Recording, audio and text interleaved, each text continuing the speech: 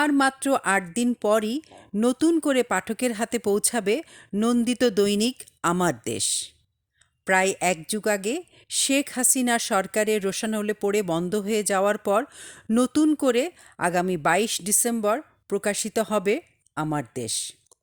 পাঠকের হাতে পত্রিকা পৌঁছে দিতে ছুটির দিন শুক্রবারও কর্মমুখর ছিল আমার দেশের ক্যাম্প অফিস। পত্রিকার পৃষ্ঠাসজ্জা, পরিকল্পনা নিয়ে কাজ করছেন কর্মীরা। বিভিন্ন কন্টেন্টও আগে থেকে সম্পাদনা করে রাখা হচ্ছে। পত্রিকার অনলাইন বিভাগের কাজও ইতোমধ্যে শুরু হয়ে গেছে। অনলাইনে পাঠকের জন্য কন্টেন্ট আপ করছেন কর্মীরা। আমার দেশের মাল্টিমিডিয়া টিমও কাজ বুঝে নিয়েছে।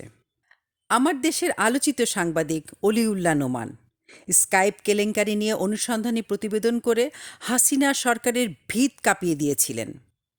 এক পর্যায়ে জীবন বাঁচাতে দেশ ছেড়ে যুক্তরাজ্যে নির্বাসনে যেতে বাধ্য হন। নতুন করে আমার দেশ বের হচ্ছে, এজন্য ছুটে এসেছেন লন্ডন থেকে সোজা আমার দেশ অফিসে। চলুন আমরা নোমান ভাইয়ের কথা শুনি। ধন্যবাদ সবাইকে। আসলে আমি খুবই আবেগ আপ্লুত, কারণ এই পত্রিকাটার পত্রিকাটার সাথে আমার একটা আত্মার সম্পর্ক হয়ে গেছে। এই পত্রিকা যখন শুরু হয় ২০০৪ সালে, তখন ১৩ই ফেব্রুয়ারি আমি পত্রিকাতে প্রথম রিপোর্টার হিসেবে জয়েন করছিলাম। রিপোর্টার হিসাবে প্রথম যোগদান ছিল আমার। সেই দিক থেকে পত্রিকাটার সাথে আমার যে সম্পর্ক, পত্রিকাটার একদম কী বলবো, একদম সুখ দুঃখ অনেক আছে। পত্রিকার উপর দিয়ে অনেক ঝড় হয়েছে, অনেক বেদনা, অনেক আক্রমণ, সব কিছু এই পত্রিকার যে সব কিছু পাশে থেকে দেখা, পত্রিকা অনেক সমস্যার মোকাবেলা করা, সেটা সৌভাগ্য আমার হয়েছে। সুতরাং এই পত্রিকা দিয়েই এই পত্রিকায় অনেক রিপোর্ট আমি করেছি। এবং বিশেষ করে উনি যে বললেন যে স্কাইপ কেলেঙ্কারি রিপোর্টটা আসলে ছিল খুবই আলোচিত রিপোর্ট আমার জীবনে। তো এই যে এই রিপোর্টের পরেই কিন্তু আমার সম্পাদক মহোদয়ের নির্দেশে আমি ১ ঘন্টার নোটিসে আমি অফিস থেকে এয়ারপোর্টে গেছিলাম। এটা আমার খুব জীবনের একটা বিরাট ট্র্যাজেডি বলা চলে। তখন আমি আমার সন্তান বাচ্চাদের রেখে, আমার স্ত্রী সবাইকে রেখে, আমার আত্মীয় স্বজনকে রেখে বা আমার অফিসের সহকর্মীদের রেখে, আমি কাউকে কিন্তু বলি নাই। অফিস থেকে যখন বের হয়ে যায়, আমার মনে আছে আমি জাহিদ ভাইকে বলছিলাম, জাহিদ ভাই আমি হয়তো বাইরে যাচ্ছি, কয়েকদিন হয়তো বাইরে থাকতে হবে। সম্পাদক মহোদয় বলছে আমার কিছুদিন বাইরে থাকার জন্য। তো এই যে একটা অবস্থার মধ্যে আমরা গেছিলাম, আবার আমাদের পত্রিকা ফিরে আসবে সেটা আমি কোনোদিন কল্পনা করি নাই। যদিও লন্ডন থেকে আমাদের সম্পাদক মহোদয়ের নির্দেশেই আমরা আমার দেশের একটা অনলাইন বের করার চেষ্টা করছিলাম, তারপর সেখানেও সরকার নানাভাবে আমাদেরকে আক্রমণ করেছে। অনলাইনে আমাদেরকে নানা কি বলবো, আমাদেরকে হয়রানি করেছে। তারপরও আমরা কিন্তু থেমে নেই। আমার দেশে আবার আসছে একটা গণবিপ্লবের মাধ্যমে, ছাত্র জনতা বিপ্লবের মাধ্যমে এক সরকার পরিবর্তন হয়েছে, আমার দেশ ফিরে আসছে। সেটাতে আসলে আমি খুবই আবেগ আপ্লুত। আমি আজকেই লন্ডন থেকে আসছি, আমার দেশে আবার কাজ করব, আবার আমার দেশে আগের মতো কাজ করার চেষ্টা করব, সেই প্রত্যাশা নিয়ে আসছি। স্কাইপ কেলেঙ্কারির যে বিষয়টা আমাদের এখানে আমাদের সহকর্মী, আমার সিনিয়র সহকর্মী যেটা বলছেন, আমাদের আবদাল ভাই বা আমিও বলছি, স্কাইপ কেলেঙ্কারির প্রকাশের পর আমাকে বিদেশ যেতে বা দেশ সাথে বাধ্য হতে হয়েছিল। তো স্কাইপ কেলেঙ্কারির আরও অনেক ব্যাকগ্রাউন্ড রয়ে গেছে, আরও অনেক।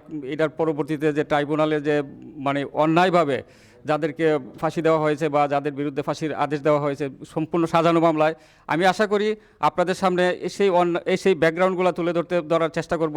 এবং আমি সেই প্রচেষ্টায় আছি যাতে কিভাবে তাদেরকে একটা সাজানো মামলা দিয়ে তাদেরকে ফাঁসি দেওয়া হয়েছে বা ফাঁসির আদেশ দেওয়া হয়েছে, জাজ, রাজনৈতিক নেতৃবৃন্দ এবং তদন্ত কর্মকর্তা সহ সবাই মিলে একটা কীভাবে মামলাটাকে সাজানো হয়েছিল, মামলাগুলো সাজানো হতো, সেই বিষয়গুলো আশা করি তুলে আনার চেষ্টা করব।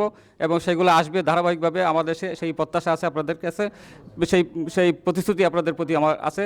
ইনশাল্লাহ আমরা সেগুলো প্রকাশের চেষ্টা করব ধীরে ধীরে। আমাদের নির্বাহী সম্পাদক সৈয়দ আবদাল আহমেদের কাছ থেকে নোমান ভাই সম্পর্কে কিছু প্রতিক্রিয়া শুনি।